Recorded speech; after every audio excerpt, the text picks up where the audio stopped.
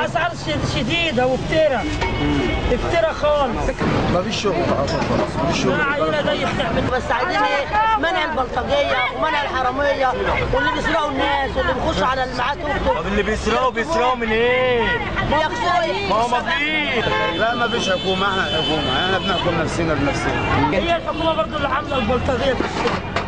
انا بخاف اروح بالليل من البلطجيه والناس اللي بتبقى وحشه دي. مفيش، لان مفيش حكومه اصلا في المنطقه، يعني ممكن تقوم خناقه تيجي الحكومه بعد ما واحد يموت اثنين يموتوا، تيجي لك الحكومه وتجي لك الاسعاف تشيل على كده وخلاص. الشباب عايزه تاكل عيش، بيجوا على الغلبان اللي عايز ياكل عيش يمسكوه سايبين الحراميه، سايبين بتوع المخدرات. الناس بتفرش وبتخسر. تجيب لك الموت جمله ب4 جنيه، الناس بتبيع برشام. والله بكلمك بجد، والحكومه عايزاهم تقعد يقف يبيعوا برشام، الحكومه طلبت 100 جنيه بالبق كده. تعرف يعني ربنا بيسهل وفي سبوبه بتكسب في سبوبه بتخسر، وباجي اخر النهار بلاقي برضه ربنا برضه مسهل وبروح متعشي. محتاج توفر من البلد ونظام العيش بالحلال، بتخلي بالها من الشباب شويه.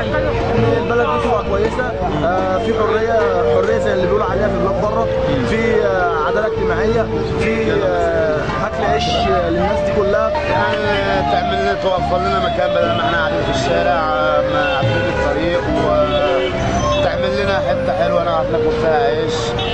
انا ممكن بشتغل الاقي شغلانه حلوه، يا راجل انا قاعد شهر يعني الدنيا بايظه مش اللي هي كويسه. مصرين علينا احنا انتهيت في شهرين ب 3000 جنيه. مفيش حاجه للشغل بسبب البنزين.